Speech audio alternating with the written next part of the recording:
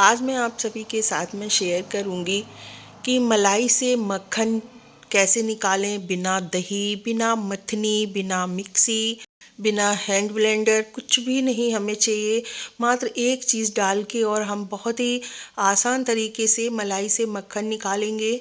तो ये है मलाई, और ये 8 दिन की मलाई है केवल। क्योंकि मैं जो बचा हुआ दूध होता है ना, उससे पनीर बनाती हूँ, तो मैं बहुत ज़्यादा दिन की मलाई इकट्ठी नहीं करती हूँ। और इतनी ही मलाई से ढेर सारा घी निकलेगा। समथिंग 1 केजी जो है घी घी निकल आएगा, और हमारा 250 ग्राम से ज़्यादा पनीर बन जाएगा। क्योंकि मलाई जो है ना फ्रेश होती है, तो हमारा जो पनीर बनता है वो बहुत ही अच्छा बनता है। और घी भी हमारा बहुत दानेदार और टेस्टी बनता है। अगर ज़्यादा दिन की मलाई आप कर लेंगे तो फिर वो पनीर बनाने लायक नहीं रहेगी। तो मलाई को मैंने एक फ्लैट बर्तन में कर लिया है, जिसका फ्लैट बेस हो। इसका आगे बताऊंगी कि मैंने ऐसा क्यों बोला कि फ्लैट बेस का बर्तन होना चाहिए। तो यहाँ पे मैंने मलाई को पलट लिया है और थोड़ा सा उसमें से धो के पानी भी डाल दिया था, और 1 स्पून की सहायता से मलाई को गैस पे रख दिया है मैंने, और इसको चलाते रहेंगे। तब तक हमें चलाना है जब तक मलाई पूरी तरह से मेल्ट नहीं हो जाती है। जितनी भी मलाई की जो गुठलियाँ हैं, जमी हुई है मलाई, वो सारी पूरी तरीके से मेल्ट हो जाए, तब तक ही हमें गरम करना है। हमें बॉईल नहीं करना है, बस हमें मलाई को एकदम से मेल्ट करना है, पूरा दूध की तरह हो जाए। हमें बॉईल नहीं करना है, उबाल नहीं लाना है उसमें। तो आप देख सकते हैं मलाई पूरी तरह से मेल्ट हो चुकी है। उसके बाद हम एक गिलास लेंगे और उसमें हम पानी भरेंगे और साइड में रखेंगे। इसीलिए मैंने आपसे बोला था कि फ्लैट बेस का बर्तन होना चाहिए। लेकिन ये गिलास थोड़ा सा बड़ा पड़ रहा था, क्योंकि जो कटोरदान में साइड में किनारी थी ना, उसमें ये टच हो रहा था और उससे थोड़ा सा अटक रहा था। तो मैंने फिर उसको हटा दिया है और दूसरा गिलास ले लिया है, थोड़ा छोटे साइज़ का। तो इस गिलास को इस तरीके से पानी से भर के हम साइड में लगा देंगे, और इस मलाई को हम फिर से फ्रिज में रख देंगे 5 से 6 घंटे के लिए, या फिर आप ओवरनाइट के लिए भी रख सकती हो। और हाँ, एक बात मैं कहना चाहूँगी कि किसी किसी भैंस के जो मक्खन निकलता है वो लूज निकलता है, किसी का बहुत ज़्यादा टाइट निकलता है।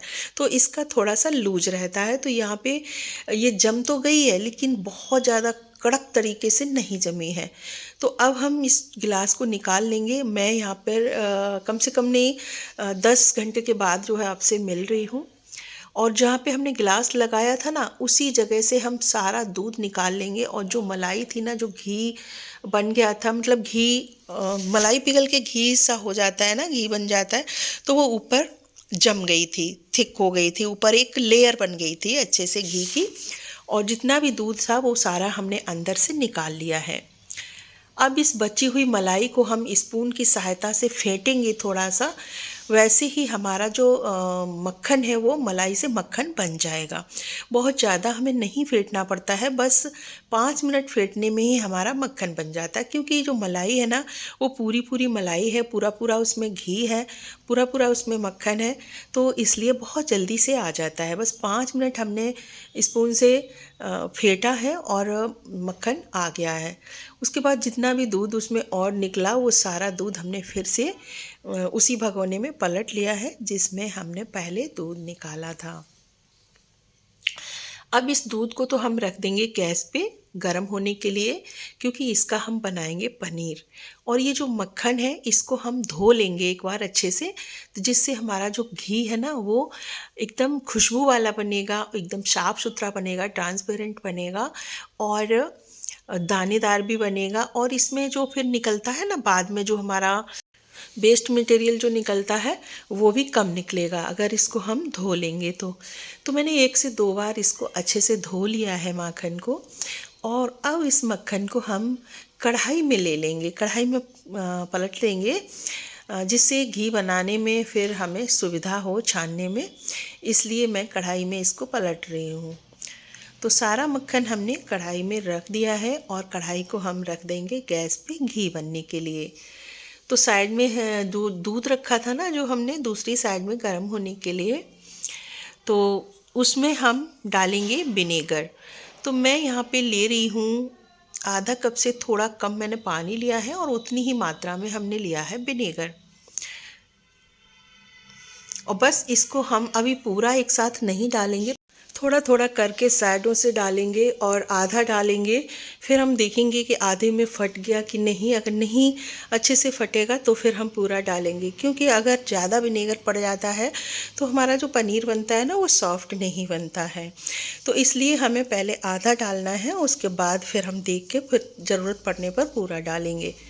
तो यहाँ पे देख सकते हैं ये फटना शुरू हो गया है। अभी पूरी तरह से फटा नहीं है लेकिन शुरुआत हो गई है, तो अब ये फट जाएगा। इधर हमारा घी बन रहा है, तो घी में भी बस थोड़ा सा टाइम और है और हमारा घी जो है बन के तैयार हो जाएगा। क्योंकि इसमें जो वाइट वाइट है ना, जो हमारा वेस्ट मटेरियल निकलेगा वो जब ब्राउन कलर का हो जाएगा तो समझ लीजिए हमारा घी बन गया है। तो बस इसको बीच बीच में चलाते रहेंगे जिससे नीचे लग नहीं जाए कढ़ाई में घी। और इधर आप देख सकते हैं हमारा जो दूध था वो काफ़ी अच्छी तरीके से फट गया है, जैसा हमें चाहिए था। और इधर हमारा घी भी तैयार हो गया है। इसी स्टेज पे हम गैस को ऑफ कर देंगे। और ये है पनीर मेकर। तो पहले मैं डायरेक्ट इसी में डाल रही हूँ, फिर मैं कपड़ा इसमें लगाऊंगी, क्योंकि कपड़ा लगाने से क्या होता है हमारा जो पनीर है ना एकदम स्मूथ बनता है, अच्छा एकदम इस जो उसका जो आकार है वो बढ़िया से बनता है। और अगर कपड़ा आप नहीं लगाएंगे तो जब हम इस पे वजन रखेंगे सेट होने के लिए तो इसमें होल दिए गए हैं ना, उनमें थोड़ा सा पनीर जो है घुस जाता है। तो धोने के बाद हमने कपड़ा इसमें लगा दिया है और उसके बाद इसको हम इस तरीके से सेट कर देंगे, ऊपर से वजन रख देंगे। यहाँ पे मैं एक टिप्स देना चाहूँगी, आपको वजन भी उतना ही रखना है जितनी मात्रा का आपका दूध था, उससे ज़्यादा का नहीं रखना है, नहीं तो हमारा पनीर टाइट हो जाता है। चलिए उसको हमने सेट होने के लिए रख दिया है और इधर तब तक हम घी छान लेंगे। सर्दियों में कोशिश करिएगा कि घी को स्टील के बर्तन में ही रखें, जिससे ज़रूरत पड़ने पर बर्तन को गर्म किया जा सके और घी को आसानी से निकाला जा सके। प्लास्टिक का बर्तन, कांच का बर्तन हम आँच पे नहीं रख सकते, गर्म नहीं कर सकते हैं, तो इसलिए सर्दियों में स्टील के बर्तन में ही घी को रखना ज़्यादा ठीक रहता है। तो चलिए मैं दिखाऊंगी आपको कितना घी निकला है। और मात्र ये 8 दिन की भी नहीं थी, शायद 7 दिन की मलाई थी, क्योंकि मैं पनीर बनाती हूँ तो इसलिए बहुत ज़्यादा दिन की मलाई मैं नहीं करती हूँ। तो मुझे लगता है 1 kg तो घी आराम से निकल आया है।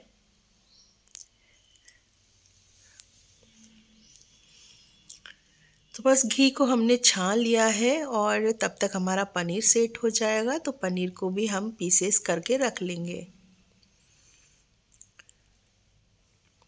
देखो कितना कम निकला है, इसका जो वेस्ट मटेरियल है बहुत कम निकला है। डायरेक्ट अगर आप मलाई गरम करते हैं तो बहुत ज़्यादा निकलता है और गैस को भी हमें बहुत ज़्यादा देर तक जलाना पड़ता है, हमारी गैस भी काफ़ी ख़राब होती, काफ़ी जलती है। पनीर भी इधर हमारा तब तक सेट हो चुका है, तो पनीर को भी हम कट कर लेंगे और मैं आपको दिखाऊंगी कि कितना सॉफ्ट हमारा पनीर बनके तैयार हुआ है और बहुत ही टेस्टी, बहुत ही सॉफ्ट। तो मलाई से हमने देखो घी भी बना लिया और पनीर भी बना लिया।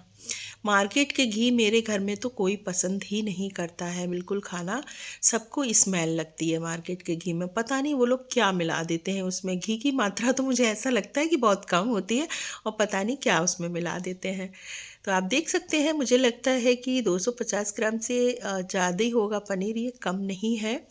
और कितना सॉफ्ट हमारा पनीर बन के तैयार हो गया है।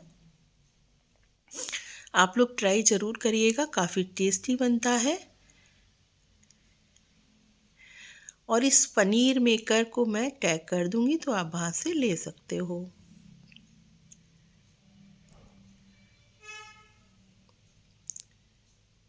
तो था ना कमाल का आइडिया? कमेंट करके ज़रूर बताइएगा, क्या आपने कभी इस दूध से पनीर बनाया है? तो आप देख सकते हैं कितना घी निकला है, कितना पनीर निकला है। आप लोगों को ये पनीर मेकर अगर चाहिए तो मैं इसको टैग कर दूंगी, तो आप वहाँ से लिंक पे जाकर ले सकते हो। और ये मीडियम फैमिली के लिए इतना बड़ा साइज जो है अच्छा है, काफ़ी मतलब बन जाता है इसमें, है ना। काफ़ी खाली था, मतलब ये खाली था, उसमें इतना बना है। पूरा फुल भर के बनाएंगे आप तो ढेर सारा बन जाता है। 4 से 5 फैमिली मेम्बर के लिए भी बहुत अच्छे से बन जाता है इसमें। तो ये साइज़ जो है ठीक है, तो मैं टैग कर दूंगी तो आप वहाँ से ले सकते हो।